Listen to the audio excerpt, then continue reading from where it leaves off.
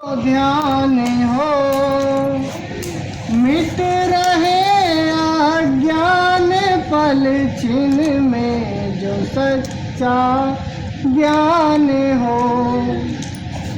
दुख में, संकट में, विपत में, सोच में, चिंता में भी नाम का सुमिरन सदा हो, नाम का अनुमान हो। नाम का सुमिरन सदा हो, नाम का अनुमान हो। सोते उठते बैठते और खाते पीते जागते गुरु को अपने पास समझो, परिचय का परमान हो। गुरु को अपने पास समझो, परिचय का परमान हो। कौन सी आफत है जो टाले नहीं टलती कभी। नाम है हथियार, जानो तुम नहीं अनजान हो।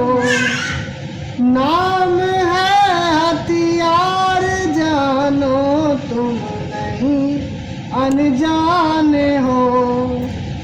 राधा स्वामी की दया से जब शरण तुझको मिली, कुछ दिनों अभ्यास पीछे जीते जी निर्वाण हो। कुछ दिनों अभ्यास पीछे जीते जी निर्वाण हो। जब तुम्हें चिंता सतावे, गुरु का तुमको ध्यान हो। मिट रहे अज्ञान पल छिन में जो सच्चा ज्ञान हो। मिट रहे अज्ञान पल छिन में जो सच्चा ज्ञान हो।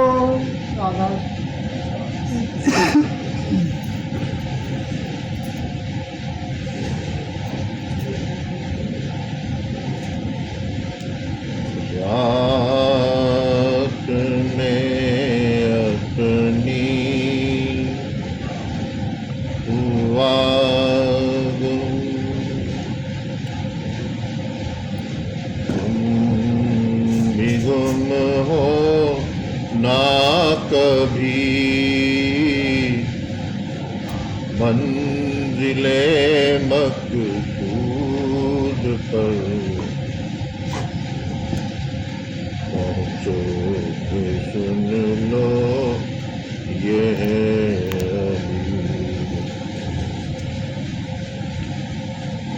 इसलिए सबसे ज़्यादा मुझको तुम पर नाज है। नाम रोशन तू करेगा, ये दिली आवाज है। नाम रोशन तू करेगा, ये दिली आवाज है। राधा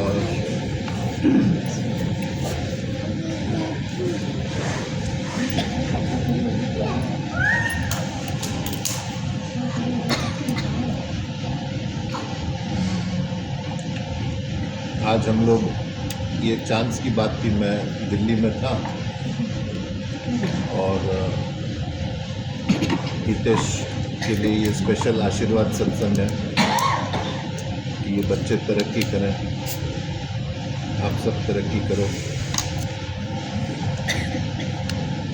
और ये एक छोटा सा हमने पारिवारिक मिनी सत्संग इसीलिए रखा है इधर।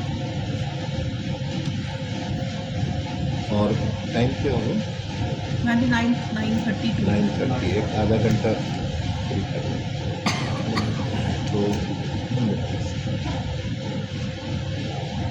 ये जो दाता दयाल का शब्द है, ये मैंने क्यों हमारे ग्रुप में डाला था, ये आपको रोज सुबह शाम जब टाइम मिले इस शब्द को सुनना चाहिए या गाना चाहिए या पढ़ना चाहिए। इसका जो है एक प्रिंट आउट लेके अपने मंदिर में भी रख सकते हो। आजकल का जो दौर है कलयुग का, उसके लिए ये बहुत ही एप्ट शब्द है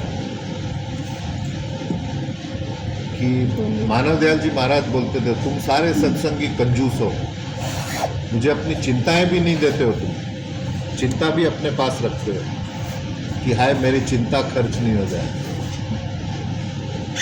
और चिंता क्या होती है? चिंता होती है लैक ऑफ फेथ।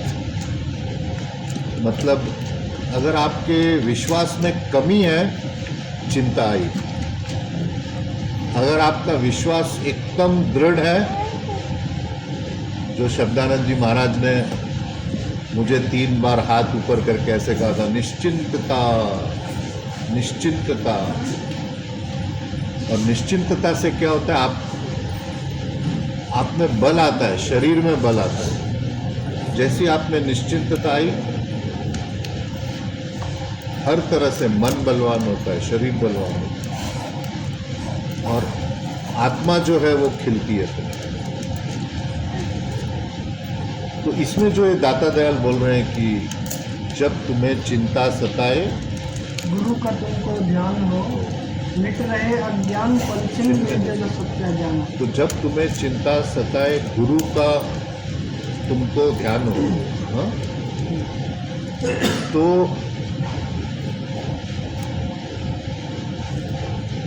जो मैंने कल बात कही कि गुरु हमारे अंदर रहता है और शारीरिक कोई संबंध नहीं है गुरु का। ये तो ठीक है, हम आपस में मिले, प्रेम से बैठे, वाइब्रेशन एक्सचेंज करी एक दूसरे की, वो एक अलग बात है। लेकिन ये विश्वास बैठ जाना, जो भी आपका गुरु हो, जो भी आपका इष्ट हो, कि वो हमेशा मेरे साथ है 24 घंटा, ये विश्वास होना बहुत जरूरी है। जैसे ये विश्वास बैठा, आपकी चिंता गायब। आपकी चिंता गायब तो आप देखोगे सारे पॉजिटिव चीज़ें हमारी तरफ आ रही है। जो मैं पहली बार मानव दयाल जी से मिलने चंडीगढ़ गया था, ये बड़ा मज़ेदार किस्सा है। तो मैंने कहा अगर ये असली गुरु हैं तो ये मुझे अपने नाम से बुलाने चाहिए। उससे पहले मिला नहीं था मैं इनसे, कि ये अगर मैं इनको अपनाना है तो इनको मेरे, और वो ठेकेदार साहब के घर में सत्संग था, ऐसे ही 100-200 लोग बैठे थे और किसी बहाने से 5 मिनट में ही उन्होंने मुझे अपने नाम से बुलाया और फिर मैं बड़ा प्रभावित हुआ। मैं गया उनके साथ, फिर उनके कमरे में बैठा था, तो कमरे में वो अपना शीशा में देखते हुए बाल बना रहे थे। तो वो बाल बना रहे, पीछे से माता जी आई जोर से चिल्लाते हुए, अरे एक्सीडेंट हो गया, एक्सीडेंट हो गया, एक्सीडेंट हो गया। महाराज जी ने कंगा छोड़ा ही नहीं, वो ऐसे ही बाल बनाते रहे, शीशे में देखते रहे।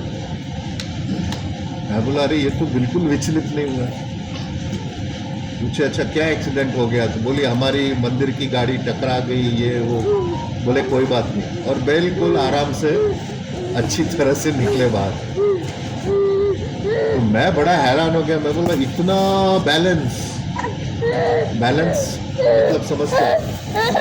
हाँ, ऐसा संतुलन क्या था? विश्वास।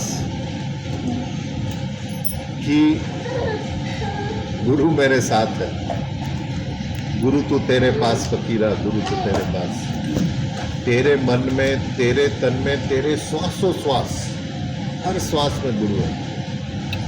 तो ये जो जबरदस्त विश्वास था, जो मैं आप लोगों को जो बार बार बोलता हूँ कि ऐसे संतों का आशीर्वाद, ऐसे संतों का बैकअप आपके पास है। शब्दानंद जी महाराज साक्षात मालिक रूप हो गए थे। अपनी आखिरी अवस्था में मैं उनके साथ बैठा था, बिल्कुल मालिक थे वो। तो जब ऐसे गुरुओं का आशीर्वाद साथ में है, तो अगर आपको लग रहा है बुरा हो रहा है, तो ये भी किसी अच्छे काम के लिए हो रहा है। कौन ऐसा शख्स है, अवतार हुए, भगवान हुए, जिनके ऊपर तकलीफ नहीं आई? एक का बात बता रहे, उल्टा जिसने मालिक से मिलना है उसको ज़्यादा तकलीफें आती है। दुख दारू सुख रोग भया। परमदयाल जी महाराज का वाक्य है कि अगर मालिक ने आपको अपने पास बुलाना है, तो एक रास्ता है, वो आपको दुख देगा। और ये आनंदमयी माँ का और एक लाइन है कि you find all by losing all. आप अपना सब कुछ खोते हो, तब आपको सब कुछ मिलता है। तो ये बोलने का मतलब है कि दुखों से घबराना नहीं, उसको अपने अंग लगाओ, उसको अपनी बढ़त के लिए इस्तेमाल करो। दुख जो है, मैंने आपको मेरे दोस्त का एक किस्सा बताया था कि उसकी करीब 52 कंपनीज थी हांगकांग में। तो एक बहुत बड़ा संत था उनके ऑफिस में, उसने बुलाया उसको, तो वो बैठा वहाँ पर। बोला, देख बेटा, तेरी ये सारी दौलत खत्म होने वाली है, तू ज़मीन पे आ जाएगा। अगर तू चाहे तो मैं अपनी सिद्धि से तुझे बचा लूँगा, दौलत तेरी बच जाएगी, लेकिन कोई दूसरा सुख तुझे छोड़ना पड़ेगा। या तो परिवार में कोई बीमार हो जाएगा, या मर जाएगा, या तेरा कोई अंग चला जाएगा, एक सुख तुझे त्यागना पड़ेगा। उसने बोला, नहीं फिर जाने दो, मेरा पैसा ही जाने दो, कोई बात नहीं। तो बोला, अच्छा ठीक है, तू मुझसे 12 साल मिलेगा नहीं इसके बाद, क्योंकि अगर तेरी तकलीफ देख के मुझे दया आ गई तो मैं मालिक को बोलूँगा चलो इसको धन वापस दे दो, और फिर वो दूसरा दुख तुझे लगेगा। तो 12 साल वो मिला नहीं, सारा पैसा उसका ख़त्म हो गया। जैसा उसने बोला था रास्ते पे आ गया। लेकिन उस संत ने उसको क्या बताया, ये मेरा अपना बहुत करीबी दोस्त है। बोला, एक कहानी मैं तुझे बताता हूँ, ये याद रखना, बस ये कहानी से तू अपनी सारी पीड़ा तेरी कम हो जाएगी। बोला, देख, जब तेरे ऊपर सारे दुखों का पहाड़ आए, तो ये कहानी ऐसी है कि 2 पत्थर आपस में बात कर रहे हैं, ट्रक में जा रहे हैं। तो कृष्ण भगवान की मूर्ति है। तो जो मूर्ति में जो चेहरा था, वो मूर्ति के स्टेयर के सीढ़ी, मूर्ति के सीढ़ी से बात कर रहा है। तो जो मूर्ति की सीढ़ी थी, वो बोलती है, आप ये क्यों ऐसा हुआ कि हम लोग दोनों एक ही माइन से निकले? माइन यानी खादान, हाँ, वो जिससे निकलता है पत्थर। और एक ही कारीगर ने हम पे हथौड़ा मारा, एक ही ट्रक में हम जा रहे हैं, एक ही मंदिर में स्थापित होंगे, लेकिन मेरे ऊपर लोग पैर रखेंगे और तुझे सब पूजेंगे, तो ये कैसा अन्याय है? तो वो जो चेहरा था कृष्ण भगवान का, वो जो पत्थर था, उसने बोला, देख, जैसे ही मेरे ऊपर हथौड़े का प्रहार होता था, तो मैं किसी प्रहार से अपनी आँख बना लेता था, किसी प्रहार से मैं अपना नाक बना देता था, किसी प्रहार से अपने होंठ बना लेता था। ऐसे हर प्रहार से मैंने अपना चेहरा बना दिया। वो जो दुखों का प्रहार मेरे ऊपर पड़ता था उसको मैंने यूज किया। तेरे ऊपर जैसे ही एक प्रहार पड़ा तू टूट गया, तो इसीलिए तेरे ऊपर लोग पैर रख रहे हैं और मेरी पूजा होती है कि जैसे ही कुदरत डंडा मारे उसको स्वीकार करो, विश्वास के साथ स्वीकार करो कि इसमें मेरा कोई अच्छाई छिपी है इसमें। ये जो विश्वास होता है। और अब जो है वो ठीक हो गया, 12 साल का उसका वो टाइम निकल गया। लेकिन उस संत ने उसको क्या बोला, 12 साल तू बिल्कुल नहीं मिलना मुझसे। बहुत बड़ा वो फकीराना टाइप का है, मेरे से भी उसकी अच्छी दोस्ती है। और उसने हालांकि मुझे जैसे ही देखा तो बोला, अरे आप तो आध्यात्मिक काम करोगे पंडित जी। एक पेन और पेपर लाया और लिखना शुरू किया, start your spiritual work, anything you do with selflessness becomes the work of God. You start it, God will finish it.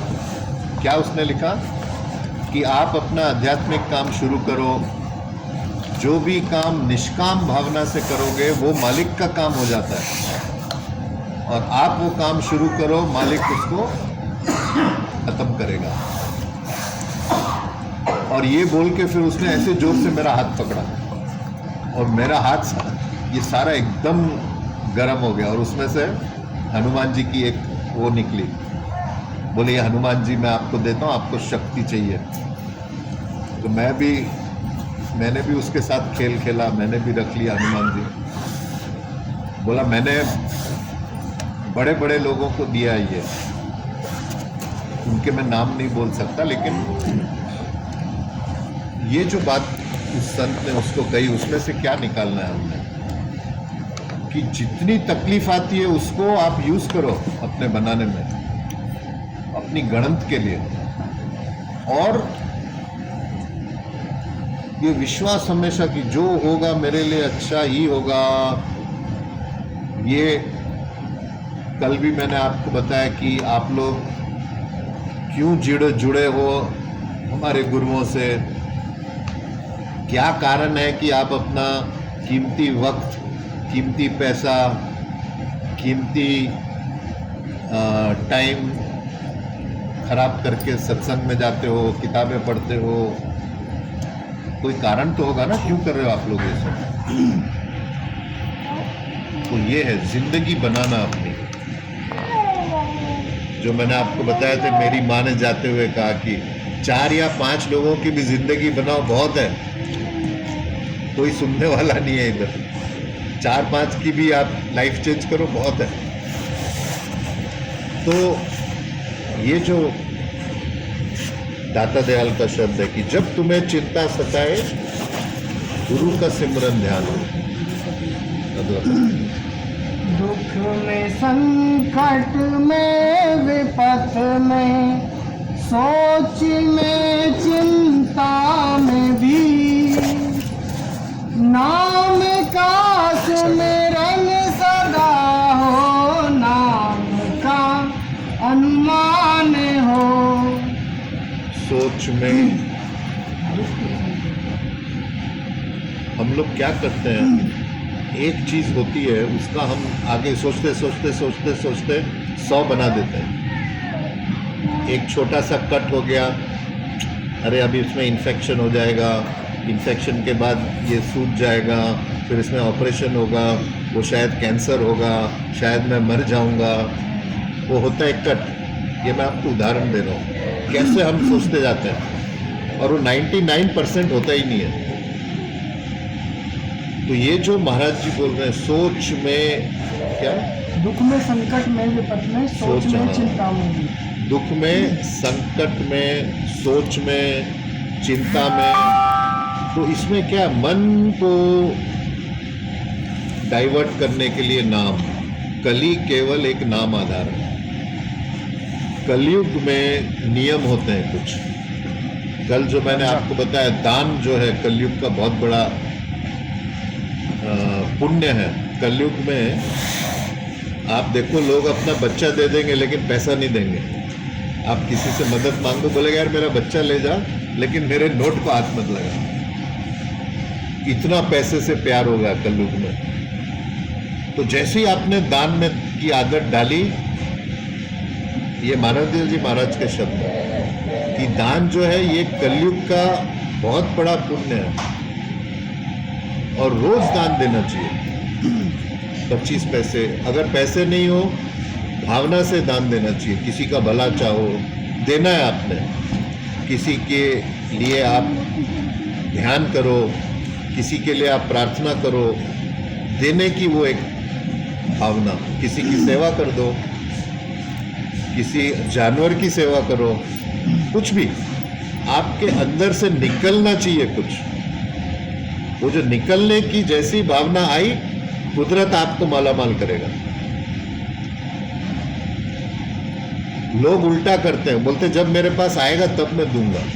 ये उल्टा नियम है, किसी को भी बिना दिए नहीं मिलता है। चाहे वो अध्यात्म हो, अध्यात्म जो है वो क्या शब्द है, पहले दाता शिष्य भया जिन तन मन अर्पा शीस, पीछे दाता गुरु भया जिन नाम दिया बख्शीश।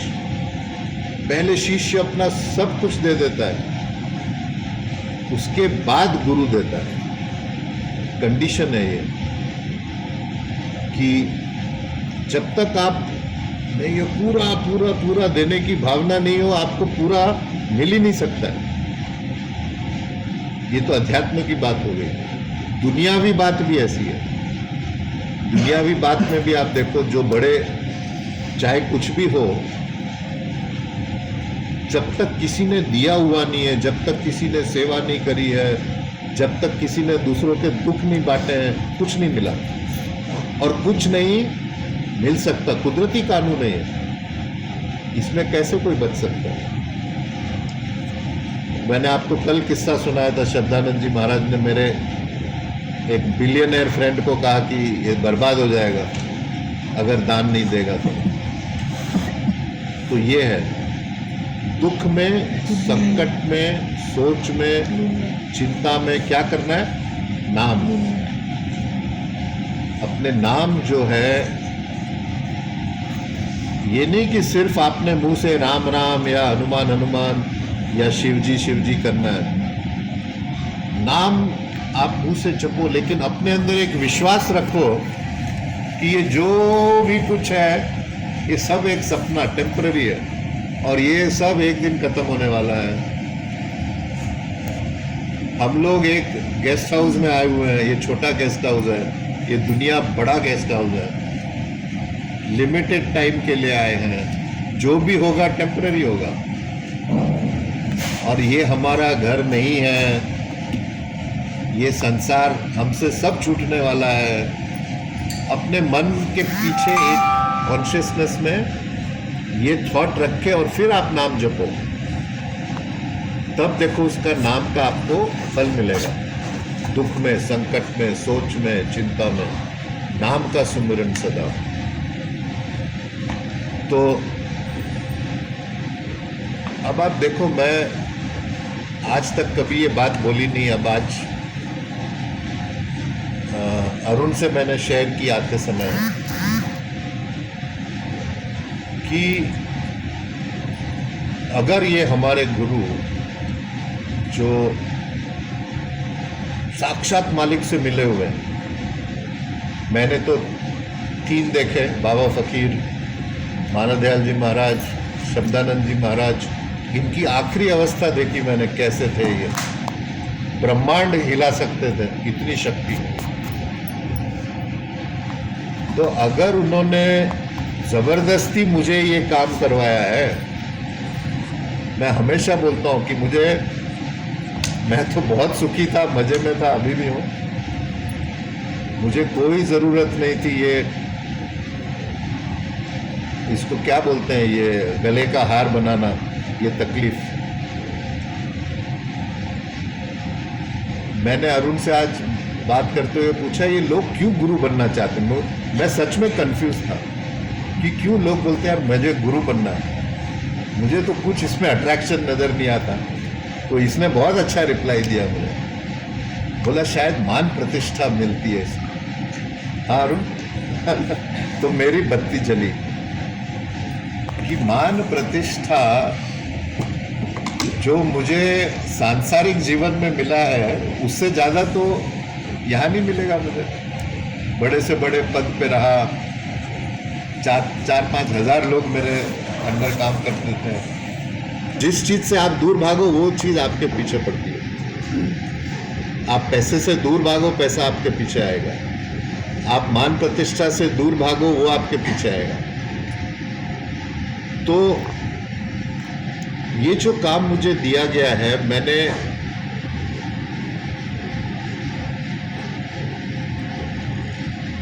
एक बात बताई उसको कि मैं थोड़ा शांत बैठा हूँ, अभी मैं सिर्फ वॉच कर रहा हूँ।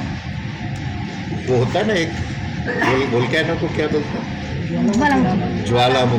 ज्वालामुखी शांत बैठा है। और जिस दिन ये ज्वालामुखी फटेगा सारे संसार वो ये ज्वालामुखी कवर करेगा। तो अभी फिलहाल जो मेरी 4 इंजन है इसको मैंने शांत रखा है। अब क्या है, मैं सिर्फ देख रहा हूँ, वॉच कर रहा हूँ कि क्या आ रहा है, क्या जा रहा है। साक्षी भाव से मैं देख रहा हूँ क्या लोग मांग रहे हैं, क्या मैं दे रहा हूँ, क्या वो समझ रहे हैं, क्या मैं समझ रहा हूँ। क्योंकि दाता दयाल ने परम दयाल जी को बोला था कि आहिस्ता खरा बल्कि ना खराब, क्योंकि तेरे पैर के नीचे हजारों जान है। बोला फकीर धीरे चल बल्कि मत चल, क्योंकि तेरे पैर के नीचे हजारों जाने हैं। ये जो अध्यात्म की चीज है, मैं 15 मिनट किसी के साथ बैठता हूँ वो फिर छोड़ेगा नहीं मुझे, क्योंकि उसकी नस मेरे हाथ में आ जाती है। तो ऐसे कितने लोगों को साथ में लगाएं, एक लिमिट है। और फिर गलत लोग नहीं जुड़ने चाहिए। वो जो एक हमारे मिशन की प्यूरिटी को क्या बोलेंगे, शुद्धता जो है, आप हर जगह बेईमानी करो उसमें माफ़ी है। आध्यात्मिक जीवन में अगर आपने बेईमानी की, इसमें कोई माफ़ी नहीं है, क्योंकि आप किसी की आत्मा से डील कर रहे हो। तो जो ये आडंबर 99% आडंबर चलता है आध्यात्मिक दुनिया में, पता नहीं वो कहाँ जाएंगे सारे। यहाँ पे बेईमानी बिल्कुल नहीं चलती है। तो ये मेरा अभी सिचुएशन है कि मैं बस साक्षी भाव से देख रहा हूँ, अनुभव कर रहा हूँ, और ऐसा काम मैं कर जाऊंगा जो आज तक हमारे किसी गुरु ने नहीं किया। ये मैं आपको डंके की चोट पे बोलता हूँ आज, क्योंकि ये मेरा काम नहीं है, उनका काम है। 4 हमारे 5 गुरु जो हैं, वो बेचारे बड़े शरीफ थे, शांत बैठे थे। वो शब्दानंद जी महाराज अपने कुटिया में ही बैठे रहते थे। मानवलाल जी महाराज तो मिलते ही नहीं थे किसी से। वो तो लोग समझते थे कि इनका दिमाग खराब हो गया।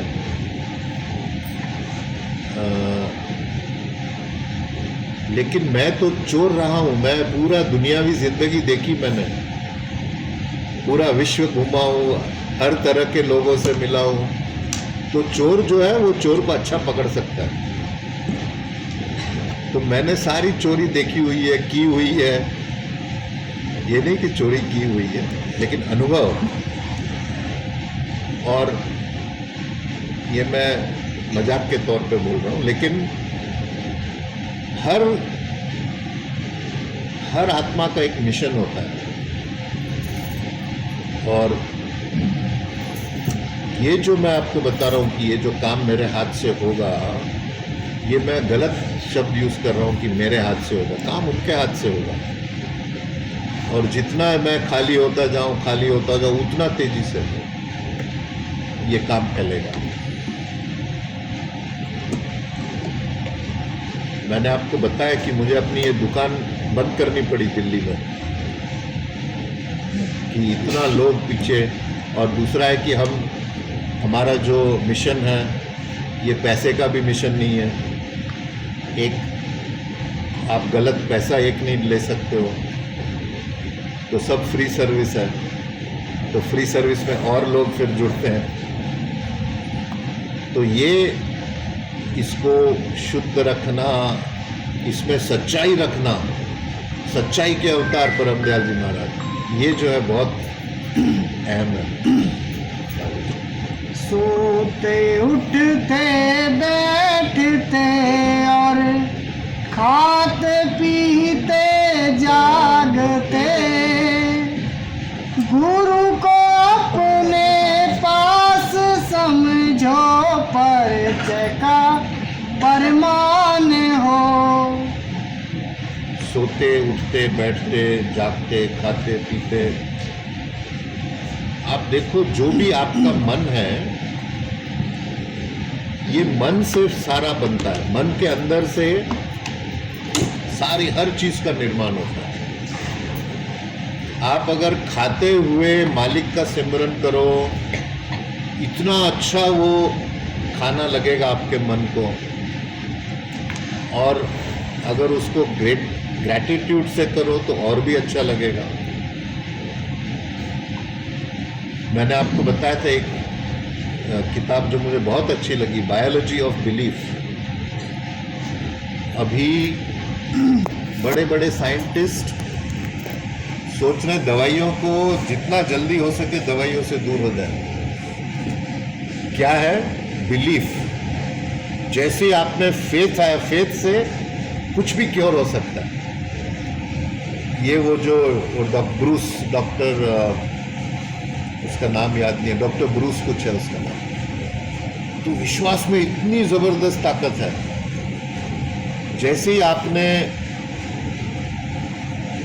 ये क्या है कि जैसे आप नाम लेते हो, जैसे आपने हनुमान जी का नाम लिया, ये नहीं कि आप हनुमान जी दे रहा है आपको, आप ही अपने आप को दे रहे हो। लेकिन क्या है, आपने हनुमान जी एक खूंटा हो गया, उसमें खूंटे में आपने अपना विश्वास रख दिया। हमारे हिंदुओं में एक प्रॉब्लम है, हम हर भगवान को खुश रखते हैं। एक के करो, एक का करो। आपको शिव जी का करना है, शिव जी का करो। एक ही गुरु का करो। जो 100 घर का मेहमान होता है उसकी इज्जत नहीं, धोबी का कुत्ता न घर का न घाट का। एक को पकड़ो। और अगर आपको पता नहीं चले तो मैं बताऊंगा आपका किसके साथ मैचिंग है। और उससे क्या होगा? कली केवल एक नाम आधारक क्यों बोलते हैं? कलयुग में जैसे ही आपने नाम का सुमिरन बार बार करते हो, उससे क्या होता है? जो मन 1000 जगह चलता है वो एक जगह टिक जाता है। ये उसका सिग्निफिकेंस है। आप टिकाओ किसी भी चीज से। महात्मा गांधी थे, उनको एक बड़ा संत मिला, अमरचंद। तो गांधी जी ने उसको कहा, मुझे हिंदुस्तान को आज़ाद करना है तो क्या करूं मैं? उसने बोला, देख तुझे 4 चीज़ चाहिए, fearlessness, truthfulness, strong will to attain the mission, और 4th उसने कहा डिटैच्ड एटीट्यूड टू लाइफ। मतलब सच्चाई, निडरता और डिटैच्ड एटीट्यूड, मतलब एक जिंदगी में किसी भी चीज से अटैच नहीं होना। और चौथा, strong will to attain the mission. जो भी तुमको अटेन करना उसमें जबरदस्त मानसिक शक्ति रखो। तो गांधी जी बोले, ये तो चारों चीज मेरे पास नहीं है। तो अमरचंद बोले, अच्छा फिर एक काम करो, मानसिक और शारीरिक ब्रह्मचर्य रखो। गांधी जी बोले, वो भी मैं फेल। फिर अमरचंद बोले, अच्छा एक काम करो, किससे तुमको सबसे ज्यादा प्यार है? तो बोले, मेरी माँ से। बोला अच्छा अपनी माँ की यहाँ पे मूर्ति बनाओ, माँ की मूर्ति इकट्ठा करके और उस पर ध्यान शुरू करो, तो जिससे आपको प्यार होता है उसकी मूर्ति जल्दी बन जाती है। और फिर जो है उनका ब्रह्मचर्य पालन सही हुआ। और मैंने बचपन में 6th क्लास में था मैं, तो गांधी जी की सारी बायोग्राफी मैंने एक दिन में ख़त्म की। सुबह पढ़ना शुरू किया और शाम को ख़त्म की। Experiments with truth. बहुत सच्चा आदमी था वो। हालांकि बाबा फ़कीर बोलते थे कि वो संत नहीं था, एक भ्रष्ट साधु था। और बाबा फ़कीर ने तो उनको चिट्ठी लिख दी थी कि गांधी जी आपकी हत्या हो जाएगी। 1942 में लिखा था। तो और फिर जो उन्होंने, गांधी जी ने कहा कि मैंने ये जो हिंदुस्तान और पाकिस्तान का डिवीज़न हुआ, ये इसीलिए हुआ कि मैं 100% ब्रह्मचर्य पालन नहीं कर पाया। ये गांधी जी के शब्द हैं, मैंने पढ़ी उनकी बायोग्राफी में। मिस्टर नंदा थे, उन्होंने बायोग्राफी लिखी थी गांधी जी की। तो वो जो शक्ति आई उनके अंदर की कमी महसूस हुई उनको, वो ये था। और जो परम दयाल जी ने उनको चिट्ठी लिखी थी, मैं तभी 18-19 साल का था, तो मैं बाबा फ़कीर में इतना पेशेंस था। मैं अभी सोचता हूँ कि कैसे वो मेरी बात सुनते थे, फिर जवाब देते थे। होशियारपुर में उनके घर चला गया मैंने कहा महाराज जी आपने नेहरू जी के बारे में ऐसा लिखा था, मैंने इसका इंग्लिश में पूरा अनुवाद किया है, तो आपको मैं दिखाने लायक। कोई बहाने से उनके घर जाना था, वो घर में आने नहीं देते थे सत्संगियों को। तो बोले अच्छा बैठो सुनाओ मुझे। तो बड़ा खुश हुए, बोले अच्छा। तब मैं 18 साल का था, कॉलेज में जाता था। बोले कल तुम ये मंदिर में सबको सुनाओगे सत्संग में। और फिर मैंने अगले दिन गया तो उठाया मुझे उन्होंने, बोले stand up on the bench, और अपने वहाँ खड़ा किया, बोला अब सुनाओ सबको। और उस समय मेरा, उन्होंने इनिशिएशन किया मुझे पब्लिक स्पीकिंग में, और मेरी पब्लिक स्पीकिंग बहुत अच्छी रही, जो भी मेरे प्रोफेशनल लाइफ में। तो परम दयाल जी से मैंने सारा पूछा। मैंने कहा कि महाराज जी आप बोलते हो कि आध्यात्मिकता की दृष्टि से नेहरू जी गांधी से आगे निकल गया, ऐसा क्यों आप बोलते हो? बोले गांधी की बीज में नफरत थी अंग्रेजों के प्रति। नेहरू जी लड़ते थे लेकिन उनके बीज में नफरत नहीं थी। तो कुदरत जो है वो नफरत की सजा देता है। तो ये है, आप लोग दुनिया में काम करो, सब करो, लेकिन ये देखो भाई मेरी नीयत क्या है। आप देखो आजकल हर कोई एक दूसरे को, उसकी कम क्या है वो ऐड आती ना, उसकी सफेदी मेरी सफेद से ज्यादा, कुछ क्या ऐड हो। हाँ हाँ हाँ कि मेरी कमीज से सफेद क्यों। आजकल सब ये है, उसकी कमीज चाहे वो किसी कीमत की नहीं हो, लेकिन यार वो मेरे से ज्यादा चमक रहा है। अरे भाई उसके अपने कर्म है, उसकी अपनी लाइफ जर्नी है, तुमको क्या पता वो क्या तड़प रहा है, क्या कर रहा है। आप क्यों दूसरे के इसमें जा रहे हो? भाई भाई में, सबसे ज्यादा परिवार में। जैसे ही आप देखो आपस में भाइयों का सबसे ज्यादा परिवार में होता है। एक भाई की बीवी बोलेगी दूसरे को, अरे देखो उसने तो अभी मर्सिडीज ले ली, अभी आपको तो लैम्बोर्गिनी लेनी पड़ेगी, नहीं तो मैं कैसे सोसाइटी में बैठूंगी। और यही बातें होती रहती हैं। उसने उसको ये डायमंड दे दिया, उसने उसको ये। तो हमारी भी बेटी को ये मिलना चाहिए। परिवारों में यही सारा 90% फजूल की बातों में हमारी एनर्जी निकल जाती पूरी। तो कल मैंने आपको कृष्णमूर्ति का बताया था। कृष्णमूर्ति बोलता है कि मुझे इतना दुख हुआ जब मुझे पता चला अगर मैं पूरा संसार का भी राजा हो जाऊं तो भी मैं बंदर ही रहूंगा। ले लेके क्या ले जाओगे आप? कोई अंत है क्या? और जो मानव दयाल जी हमेशा बोलते थे कि अब आदमी कुछ और हमारी नजर में है जब से सुना है यार लिबास से बशर में, कि अब मैं इंसान को एक अलग तरीके से देखता हूं जब से मुझे पता चला कि मालिक हर इंसान में है। तो अगर आप किसी को दुख देते हो, अगर आप पूछते भी हो बुरा, एकदम अपने मन को काबू।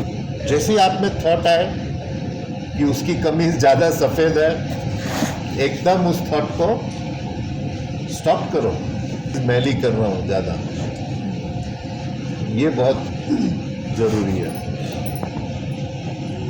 कौन सी आफत है जो टाले नहीं टलती कभी, नाम है हथियार जानो तुम नहीं अनजान हो। आप हर आदमी ने अपनी जिंदगी और आसपास की जिंदगी में अनुभव किया होगा। जैसे ही कोई आफत आती है ऐसा लगता है ओ गए, इस आफत से तो हम निकल ही नहीं पाएंगे। धीरे धीरे धीरे धीरे धीरे धीरे समय निकलता है, वो आफत खत्म हो जाती है। अब उसमें तेजी लाने के लिए क्या है? नाम को हथियार जानो। कुछ नहीं करना आपने। जैसे ही कोई तकलीफ आई, आंख बंद करो, बैठो और बड़े हक से मांगो कि ये मुझे मिल। जितना आप में जबरदस्त इच्छा की शक्ति या जोर है, उतना ही जल्दी आपको वो चीज मिलेगी। ये कुदरती कानून है, ये कुदरत का कानून है, इसमें कोई लगाव लपेट नहीं। आप देखो, लोग बोलते हैं हमको सही गुरु नहीं मिलता, भागते हम इधर उधर। महाराज जी बोलते थे मुझे सही चेला नहीं मिलता, कि सही शिष्य जो ये करे कि वो मैंने क्या बताया था अभी कि पहले दाता शिष्य में चिंतन मन अल्पाशीष। तो हम लोग जो हैं, एक तो पहले जबरदस्त विश्वास गुरु मेरे अंदर है, गुरु मेरी बात को सुनता है। मैं जैसे ही कोई अपने दिल की अपील करूंगा, गुरु मुझे उसका जवाब देगा। ये बातों का यकीन करके फिर बैठो। ये नहीं कि बैठ के राम राम राधा स्वामी और मन कहीं और भागा है। वो जो सच्चाई जैसी आई वहां से रिप्लाई आता है। लेकिन ये आप देखो, मैंने सब गुरुओं का देखा, ये कुछ जुड़ना ये अपनी वासना पर निर्भर करता है। हर शिष्य गुरु अपनी वासना के हिसाब से एक दूसरे से मिलते हैं, और इसमें न गुरु का बस चलता है न शिष्य का बस चलता है। ये एक प्रारब्ध कर्म से हम लोग जुड़ते हैं एक साथ एक दूसरे से। तो ये जो दाता दयाल का शब्द, जब कोई आफत, क्या कौन सी आफत है जो टाले नहीं टलती, कौन सी आफत है जो टाले नहीं टलती कभी, नाम को हथियार जानो तुम नहीं अनजान। तो ये जो आप बच्चे लोग बैठे हो अपने, ये आपके पास सबसे बड़ा वेपन है मालिक का नाम। आप देखो, जो दुनिया में बड़े बड़े काम हुए, बड़े बड़े काम हुए, एटम बॉम्ब जैसे जिसने बनाया, जिसने पहला न्यूक्लियर बॉम्ब बनाया, उसका नाम था doctor Robert Oppenheimer. Doctor Robert Oppenheimer Sanskrit जानता था और सारी गीता कंठस्थ थी उसको संस्कृत की। और जैसे ही वो बम फटा, उसने गीता का एक श्लोक पढ़ा, उसका मुझे इंग्लिश में याद है कि and I am death the destroyer of all the worlds. वो ओपेनहाइमर खुद बोलता है, उसका एक यूट्यूब वीडियो भी है कि जैसे ही वो बम फटा, मुझे विष्णु के अवतार कृष्ण की वो बात याद आई जो उसने अर्जुन को कही थी कि मैं अब काल हूं, सारी सृष्टि का को डिस्ट्रॉयर क्या बोलते हैं, विनाशक। हाँ, विनाशक। तो जो भी बड़े काम होते हैं संसार में, वो आध्यात्मिकता की नींव पे ही होते हैं। अगर आप में आध्यात्मिकता की नींव नहीं है, आप भटक जाओगे इधर उधर। क्यों इतने, आप देखो, आत्महत्या हो रहे, बच्चे आत्महत्या कर रहे हैं, क्यों है ये? क्योंकि बिल्डिंग के नीचे वो नींव ही नहीं है, विश्वास की नींव नहीं है, नाम की नींव नहीं है, श्रद्धा की नींव नहीं है, प्रेम की नींव नहीं है। तो जैसे ही थोड़ा हवा का झोंका आया, सब खत्म। तो इसको पकाओ अपने अंदर, नाम को पकाओ अपने अंदर, प्रेम को पकाओ अपने अंदर। कोई बाहर से देने वाला नहीं है। मैं आपको एक छोटी सी बात बताता हूं जो आपको बिल्कुल इस बात का विश्वास दिला दे कि कैसे, जैसे आपको रिस्पॉन्ड करता है। तो अगर शारीरिक गुरु ऐसा करता है, तो वो साक्षात मालिक जो हर जगह मौजूद है। तो ये किस्सा मैं आपको बताता हूँ। परमदयाल जी कश्मीर आए, तो श्रीनगर आने से पहले मैं बॉम्बे से श्रीनगर आ गया। मैंने कहा मैं महाराज जी के साथ 10 दिन रहूंगा, क्योंकि उनका 10 दिन का टूर बन गया था कश्मीर का। होशियारपुर में तो घिरे रहते थे, वो लोगों से मिलने का होता नहीं था। तो एक दिन पहले मैं सारे बाजार में घूमा। 1981 की बात है। 81 में 100 रुपया भी ज्यादा होता था। अभी तो अर्चना भी 100 रुपया देती है मुझे। तो 81 में मैं 21 साल का था। मैं सब दुकानदार को बोलता था, यार इसमें मुझे कोई ऐसी चीज दो, महंगी और अच्छी चीज। तो अब मैं भूल गया क्या था वो। तो एक छोटी सी पुड़िया में वो 100 रुपए की चीज मिली। तो वो लेके मैं अगले दिन, परमदयाल जी आए श्रीनगर, 300-400 लोग सत्संग में बैठे थे और मैं बीच में बैठा हुआ था और मेरे हाथ में वो पुड़िया थी। वो पुड़िया बगल वाले को भी नहीं दिखेगी, तो मैं लेके बैठा था। आप यकीन नहीं करोगे, परमदयाल जी सत्संग शुरू करने से पहले, अरे वो मेरे लिए क्या लाया है तू? मैं एकदम हैरान, इधर ला। तो मैं डर डर के पहुंचा। मैंने कहा महाराज जी आपके लिए मैं प्रसाद लाया हूं। नारायण दास जी उनके पास थे। बोले नारायण दास, ये बहुत महंगी चीज है, ये किसी को बांटना नहीं, ये सिर्फ मैं ही खाऊंगा। बाबा फकीर साक्षात मालिक एक 100 रुपए की चीज में नारायण दास को बोल रहे हैं कि ये बहुत महंगी चीज है और मैं ही खाऊंगा, किसी को देना नहीं है। वो क्या था उनका, ये बच्चे का भाव है। ये बच्चे ने शायद सारा दिन मैं सारा दिन घूमा श्रीनगर के मार्केट में, और वो बाबा फकीर ने मुझे खुश करने के लिए, आज भी मैं कितना खुश होता हूँ वो जो मुझे याद आता है वो बात कि, तो अगर एक शारीरिक गुरु आपको ऐसा रिस्पॉन्ड कर सकता है, वो मालिक जो पूरे ब्रह्मांड का मालिक है, जो आपके अंदर है, अगर आप उसमें अपनी लगन से, मेहनत से करो और मांगो, क्यों नहीं होगा पूरा। और ये परमदयाल जी ने फिर घई का साहब को बोला। एक होशियारपुर में सत्संग चल रहा था, बोले मेरा एक जबरदस्त प्रेमी है, वो ट्रेन से आ रहा है अभी। तो 20 मिनट में वो घई साहब आ गए अंदर। तो बोले घई तू ने मुझे याद किया, मैं शारीरिक रूप में बैठा हूं, तो तेरी वाइब्रेशन मुझे आ गई। जिस तरह तूने मुझे याद किया उस तरह से उस मालिक को याद कर। उतनी जबरदस्त इच्छा से तो क्यों नहीं मिलेगा, सब मिल जाएगा तुझे। ये थियोरिटिकल बातें नहीं है, ये मेरे अनुभव की बातें हैं।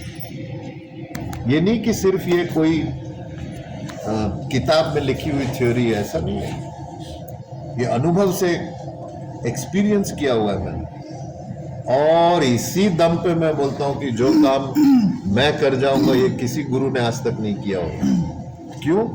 मुझे पूरा यकीन है मेरे पीछे फौज है, मेरे गुरुओं की फौज है। वो तो अपना नाम खराब नहीं करेंगे। मैं बेधड़क बोल देता हूं लोगों को कुछ कुछ। कल मैंने किसी को कहा था, कोई एक वो लड़की है कि नहीं यहाँ पर, हाँ, मैंने मुंह पे बोल दिया उसको, तेरी गलती है सारी। हाँ हाँ, जान नाम नहीं बोला, सारी गलती तेरी है, तेरे ससुराल वाले तो अच्छे हैं। कुछ का कुछ बोल देता हूँ, किसी को कुछ भी, कोई खौफ नहीं, कोई डर नहीं, क्योंकि कोई बात मेरी गलत हो ही नहीं सकती है। और गलत हुई भी तो कोई अच्छे के लिए होगी, कुछ अच्छा होगा उसमें, किसी को भगाना होगा मेरे से दूर। तो ये जो जबरदस्त ताकत है मेरे पास, इसका मैं अभी बम फोड़ नहीं रहा हूं। ये अभी देख रहा हूं मैं कि किस समय बम फोड़ना है। तो ये जो बात है कि कौन सी आफत है जो टैलेंट नहीं टलती कभी। आप देखो क्या ये नहीं है, टैलेंट नहीं है मेरे पास, तो कोई विद्या नहीं है मेरे पास, तो कोई डिग्री नहीं है। आप ये मत करो, आपको जो चाहिए मांगो मालिक से। इसमें कोई कानून नहीं है, कोई कानून नहीं है। मेरे जितने पढ़े लिखे दोस्त हैं वो बेचारे नौकरी करते हैं, और जितने अनपढ़ हैं सब करोड़पति हैं, जिन्होंने कुछ पढ़ा नहीं, बिलियनर हो गए वो। क्या है कुदरत का कानून? वो कबीर का शब्द क्या है कि मूर्ख को तुम राज दिए तो पंडित फिरे भिखारी, कर्मों की गति न्यारी।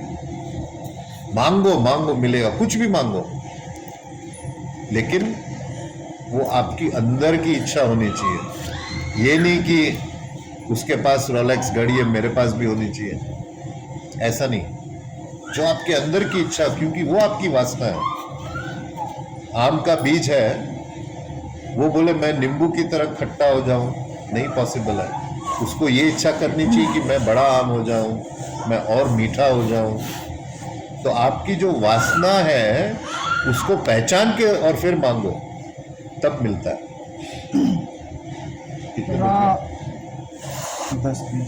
हाँ, हो गया टाइम। राधा स्वामी की दया से जब शरण तुझको मिली, कुछ दिनों अभ्यास पीछे जीते जी निर्वाण हो। अब जो है मैंने कैसे गारंटी दे देता हूं मैं कि आपकी मुक्ति का जिम्मा मेरे ऊपर। राधा स्वामी की दया से जब शरण तुमको मिली। गुरु की शरण मिलना एक कितने जन्म जन्मांतरों का पुण्य है। कुछ दिनों सत्संग, पीछे जीते जी निर्वाण। तो आज का ये सत्संग हमने हितेश और हिमांशु की बड़ो किया है, और इसको मैंने पूर्ण आशीर्वाद दिया है, बहुत बढ़िया। और मुझे नौकरी में भी लगाएगा फिर मेरे रिटायरमेंट के बाद, उस शर्त पे, नहीं तो कुछ नहीं मिलेगा इसमें। मेरी नौकरी पक्की कर रहा हूँ। हाँ, तो मैं बिल्कुल इनको बच्चों का आशीर्वाद देता हूँ कि ये बढ़े अपने काम में, और आशीर्वाद ही नहीं देता हूँ, गारंटी देता हूँ। मैं गारंटी वाला गुरु हूँ, गारंटी है मेरी, ये बहुत बढ़ेंगे आगे। और वो मैं मजाक कर रहा था, नौकरी दे या नहीं दे इसकी वो बात की है। लेकिन ये गारंटी है मेरी, कोई रोक नहीं सकता दोनों भाई को, अपने काम में बढ़ेंगे आगे। और इनकी दादी का भी आशीर्वाद है इनके साथ, और ये जगह भी बड़ी अच्छी, इधर हम रेगुलर सत्संग करेंगे।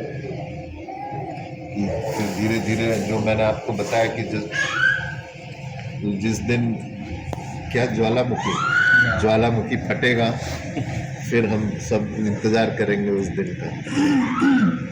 तो अब जो है डिनर भी करना है, इसके बाद डिनर करके निकलेंगे सब। राधा स्वामी। राधा